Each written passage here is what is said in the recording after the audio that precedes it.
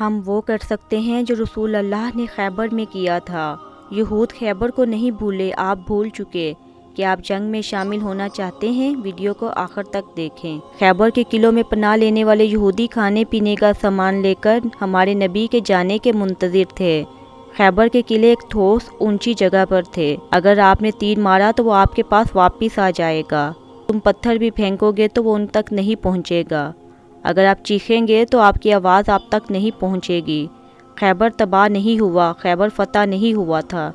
اسلامی فوج کئی دن محاصرہ کیے انتظار کرتی رہی، لیکن یہودیوں نے قلعے نہیں چھوڑے۔ مسلمانوں کا ذخیرہ، ان کے حوصلے ختم ہونے والے تھے۔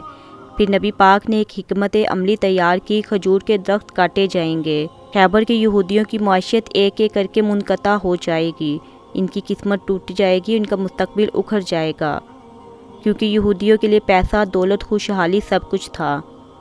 جیسے جیسے درخت کاٹے گئے، یہودی تباہ ہو گئے۔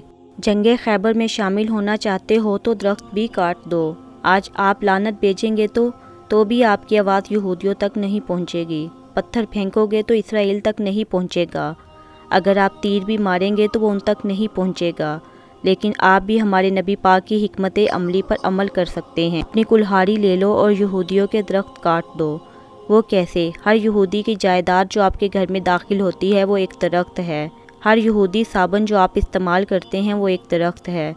ہر کولا جو آپ پیتے ہیں ایک درخت ہے۔ ہر یہودی پانی جو آپ پیتے ہیں ایک درخت ہے۔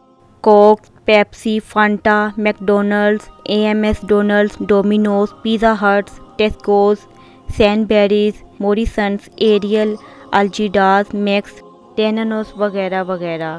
گوگل سے سرچ کریے، اور بھی بہت ساری پروڈکٹس ہیں جو ان یہودیوں کی ہیں۔ کیا آپ خیبر کی جنگ میں شامل ہونا چاہتے ہیں؟ لہٰذا بائیکاٹ کی کلہاڑی اٹھاؤ اور یہودیوں کے درخت کاٹ دو۔